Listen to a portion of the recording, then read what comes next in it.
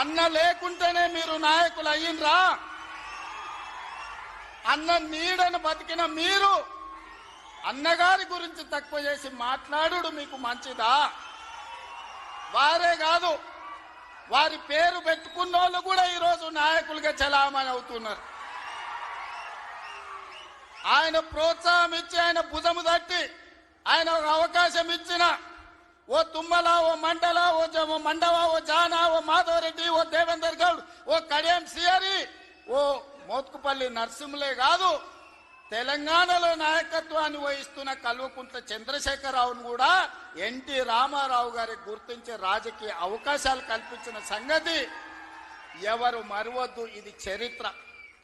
ఇంకొంతమంది ఆయన పేరు మీదనే చలామణి అవుతున్నారు. కొంతమంది నకిలీలు ఎప్పుడు ఉంటారు. వాళ్ళ ఆలోచనలు ఎట్లుంటాయో కూడా మనం చూస్తున్నాం. అందుకే ఇవాళ మిత్రులారా, ఈనాడు మేము అందిస్తున్న ఇందిరమ్మ ఇల్లు కావచ్చు, ఆనాడు ఎన్టీఆర్ గారు మొదలుపెట్టిన పక్కా ఇళ్ల పథకమే ఈనాడు ఇందిరమ్మ ఇళ్ల పథకం అని నేను ఈరోజు గర్వంగా చెప్పదలుచుకున్నా. ఈనాడు 3,24,00,000 మంది సన్న బియ్యం ప్రతి పేదవాడు దళిత వాడల్లో అన్నం తింటున్నాడంటే, సంటి పిల్లలకు బుక్కెడు పువ్వు తినిపిస్తున్నారంటే ఆ స్ఫూర్తి వెనకాల అన్న 2 రూపాయల కిలో బియ్యం పథకం ఉన్నదని నేను ఈరోజు చెప్పదలుచుకున్నా. ఇవాళ మేము ఇందిరమ్మ చీరలు ఇస్తున్నాం ఆడబిడ్డలకు. పండుగ పూటనాడు పెట్టే మేము చీర సారెగా భావించి ఈనాడు పాలపిట్టల లెక్క ఈరోజు మా ఆడబిడ్డలు చీర కట్టుకుంటున్నారు. దీనికి స్ఫూర్తి ఆనాడు ఎన్టీఆర్ జనతా వస్త్రాలు పేదవాళ్ళకు అందించి కూడు గుడ్డ నీడ అని ఎన్టీఆర్ ఏదైతే ఆలోచన చేసిండో ఆ స్ఫూర్తి ఈనాడు మా ప్రభుత్వంలో అమలు చేస్తున్న సంక్షేమ పథకాలలో కనిపిస్తుంది. మీరు ఒక్కసారి ఆలోచన చేయండి. ఈనాడు వైఎస్ఆర్ ప్రకటించిన ఉచిత కరెంటు కావచ్చు, ఈనాడు రైతులకు మేము అందిస్తున్న 24 గంటల ఉచిత కరెంటు, దీనికి స్ఫూర్తి ఆనాడు అన్న ఎన్టీఆర్ 50 రూపాయలకే హార్స్ పవర్ అని రైతాంగాన్ని ఆదుకోవడానికి వారు అందించిన విద్యుత్తే, వారు అందించిన శక్తే ఈనాడు ఉచిత విద్యుత్తు అని నేను చెప్పదలుచుకున్నా. ఇవాళ మిత్రులారా, ఆనాడు ఎస్సీల కోసం, ఎస్టీల కోసం, మైనారిటీల కోసం అమ్మ ఇందిరమ్మ పాటుపడితే బలహీన వర్గాల కోసం అన్న ఎన్టీఆర్ పాటుపడ్డాడు. ఇవాళ బలహీన వర్గాలు, పాలితులుగా ఉన్న బలహీన వర్గాలు ఈరోజు పాలకులుగా మారినరు అని అంటే అన్నగారి యొక్క ఆశీర్వాదం తెలంగాణ సమాజానికి అందబట్టే పాలితులుగా ఉన్న బలహీన వర్గాలు ఈరోజు పాలకులుగా మారినరు. ఒకనాడు గ్రామాలలో పటేలు పట్వారి వ్యవస్థ ఎంత బలంగా ఉండేనో, వాళ్ళ చేతుల్లో తెలంగాణ నలిగిపోతుంటే ఎన్టీ రామారావు గారు పటేల్ పట్వారి వ్యవస్థను రద్దు చేసి పేదలకు విముక్తి కలిగించిన చరిత్ర ఈ ప్రాంతంలో ఉన్నది.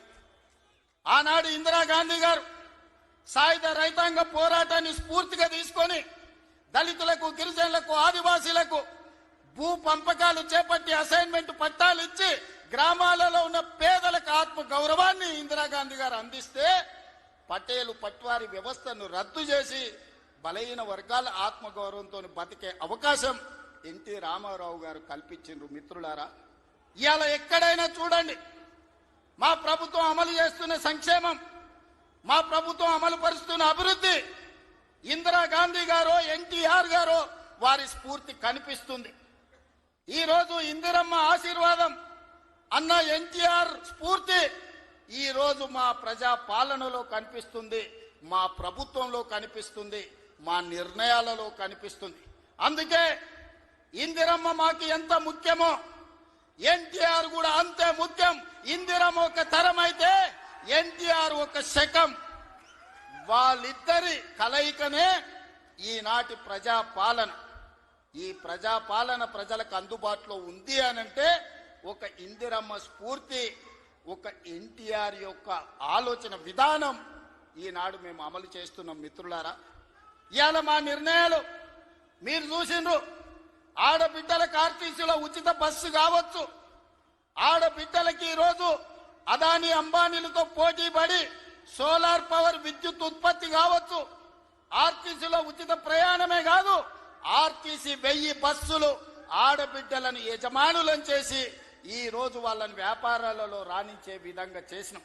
ఆనాడు అన్న ఆడబిడ్డలకు ఏ విధంగా ఆస్తిలో హక్కిచ్చిండో ఈనాడు 1 కోటి మంది ఆడబిడ్డల్ని కోటీశ్వరులను చెయ్యాలన్న లక్ష్యంతో మా ప్రజాపాలన పనిచేస్తుంది.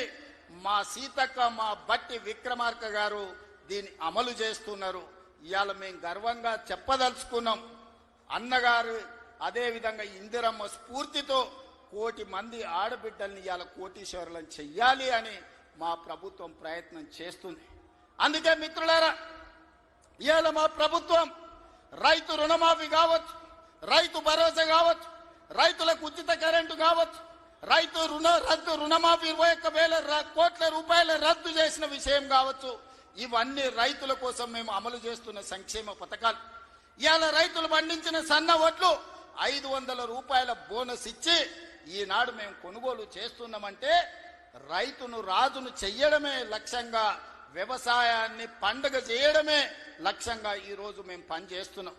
ఇవాళ మహిళలందరికీ అవకాశం ఇవ్వాలి అని స్థానిక సంస్థల్లో ఆనాడు మహిళలకు రిజర్వేషన్లు ఉండాలని రాజీవ్ గాంధీ గారు నిర్ణయం తీసుకుంటే ఆ నిర్ణయాన్ని అమలు చేసిన గొప్ప నాయకుడు ఎన్టీఆర్ ఈ రోజు స్థానిక సంస్థల్లో ఆడబిడ్డలకు 50% అవకాశాలు ఆనాడు రాజీవ్ గాంధీ నిర్ణయం తీసుకుంటే ఎన్టీఆర్ అమలు చేస్తే ఈ రోజు ఆడబిడ్డలకు స్థానిక సంస్థల్లో ఈ రోజు రిజర్వేషన్లు వచ్చినాయి.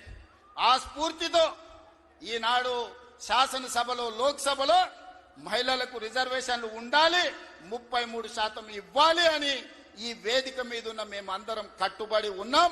రాబోయే ఎన్నికలు 33% రిజర్వేషన్లు ఈ రోజు మహిళలకు ఇచ్చే విధంగా మేము ముందుకు వెళ్తామని నేను తెలియజేస్తున్నాను. మిత్రులారా, ఆనాడు యువకులు 25-26 ఏళ్ల యూనివర్సిటీలో చదువుకున్న పిల్లలకు, మారుమూల ప్రాంతాలలో ఉన్న పేదలకు ఏ విధంగా అయితే ఎన్టీఆర్ గారు టికెట్లు ఇచ్చి గెలిపించిండో ఈనాడు మా ప్రభుత్వంలో కూడా ఒక మందుల సామెల్, ఒక ఎడమ బొచ్చు లాంటి వాళ్ళు, అత్యంత నిరుపేదలు, ఇందిరమ్మ ఇండ్లలో ఉండే పేదలు రూపాయి లేకపోయినా టికెట్లు ఇచ్చి ఇవాళ ఎమ్మెల్యేలను చేసినాం. ఒక యువమిత్రుడు, క్రీడాకారుడు బాలయ్య గారి బ్యాచ్మెట్ నిజాం కాలేజీలో క్రీడాకారుణ్ణి ఇవాళ మంత్రిని చేసిన మహమ్మద్ అజారుద్దీన్ గారిని, ఈ రోజు వాకిటి శ్రీహరి కావచ్చు, యువమిత్రుడు పొన్నం ప్రభాకర్ విద్యార్థి రాజకీయాల నుంచి వచ్చిన మిత్రుడు ఈ రోజు మంత్రివర్గంలో సహచరుడు. అంటే ఇవన్నీ కూడా యువత కోసం. ఈ రోజు రాష్ట్రంలో మొదటి సంవత్సరంలోనే 67,000 ప్రభుత్వ ఉద్యోగ నియామకాలు చేపట్టి ఈ రోజు యువకులకు ఉద్యోగ ఉపాధి అవకాశాలు కల్పించినాం. మహిళలకు 60,000 కోట్ల రూపాయల బ్యాంకు లింకేజ్ అప్పులు ఇప్పించినాం. ఈ రోజు మహిళలు వ్యాపారం చేసుకుంటూ, యువకులు ఉద్యోగాలకు పోటీ పడుతుండ్రు, రైతులు వ్యవసాయంలో లాభసాటిగా ఈ రోజు ముందుకు సాగుతున్నారు. ఇవన్నీ మీ ఆశీర్వాదంతో మీరండగా నిలబడి ఆనాడు 2023 డిసెంబర్ 7 నాడు ప్రజాపాలనను మీ ఆశీర్వాదంతో అధికారం చేపట్టి ఉప ఎన్నికలు జరిగితే కంటోన్మెంట్ అయినా, జూబ్లీ హిల్స్ అయినా మీరందరూ అండగా నిలబడి గెలిపించబట్టే ఈనాడు ప్రజాపాలన ముందుకు సాగుతుంది. భవిష్యత్తులో మీరు ఇదే విధంగా అండగా ఉండాలి. ఈ సందర్భంగా చివరగా ఒక్క మాట చెప్పదలుచుకున్నా. 94 నుంచి 2004 వరకు 10 సంవత్సరాలు తెలుగుదేశం పార్టీ అధికారంలో ఉంది. 2004 నుంచి 2014 వరకు 10 సంవత్సరాలు కాంగ్రెస్ పార్టీ అధికారంలో ఉంది. 2014 నుంచి 2024 వరకు బీఆర్ఎస్ అధికారంలో ఉంది. ఇవాళ నేను చెప్తున్నా, మీ ఉత్సాహం, మీ ఊపు చూసిన తర్వాత 2024 నుంచి 2034 వరకు మాదే అధికారం. సంక్షేమాన్ని, అభివృద్ధిని అంతర్జాతీయ స్థాయికి తీసుకెళ్లే బాధ్యత మేము తీసుకుంటాం. ఎన్నో అభివృద్ధి పనులు జరుగుతున్నాయి, మీరు అండగా నిలబడండి. హైదరాబాదు నగరాన్ని అంతర్జాతీయ స్థాయిలో అభివృద్ధి చేయడానికి మేము ప్రయత్నం చేస్తున్నాం. ఆనాడు మీ రోజున ఫైనాన్షియల్ డిస్ట్రిక్ట్ కావచ్చు, హైటెక్ సిటీ కావచ్చు, వీటన్నిటినీ చంద్రబాబు నాయుడు గారు ప్రణాళికబద్ధంగా ముందుకు తీసుకెళ్లింది. ఇవాళ మా ప్రభుత్వం 30,000 ఎకరాలలో ఎయిర్పోర్ట్ కి కూతవేటు దూరంలో భారత్ ఫ్యూచర్ సిటీని నిర్మిస్తున్నాం. ప్రపంచాన్ని అక్కడికి తీసుకొస్తాం. ఈనాడు మన యువత ప్రపంచ దేశాలలో దిగ్గజ కంపెనీలకు పనిచేస్తున్నారు. సత్య నాదెళ్ల కావచ్చు, శంతను నారాయణ్ కావచ్చు, అజయ్ బంగా కావచ్చు, ప్రేమ్జీ వాత్సవ్ కావచ్చు, వీళ్ళంతా హైదరాబాద్ బాయ్స్. హైదరాబాద్ పబ్లిక్ స్కూల్లో చదువుకున్న వాళ్ళు ప్రపంచ పెద్ద పెద్ద దిగ్గజ కంపెనీలకు సీఈఓలు. ఇవాళ మనం ఎక్కడికో వెళ్ళి ఆ కంపెనీలలో పనిచేయడం కాదు, ఆ కంపెనీలను ఇక్కడికి తెస్తాం, భారత్ ఫ్యూచర్ సిటీలో పెట్టిస్తాం. ఈ కంపెనీలను పెట్టడమే కాదు, అలాంటి కంపెనీలకు తెలంగాణ యువతను యజమానులను చేసే బాధ్యత ఈ ప్రభుత్వం తీసుకుంటుంది. నూతన విధానంతో ప్రోత్సాహకాలు ఇస్తుంది, యువతకు ఉద్యోగ ఉపాధి అవకాశాలు కల్పిస్తుంది. మన నగర అభివృద్ధి కోసం మీరందరూ సహకరించాలి, మీరందరూ అండగా నిలబడాలి.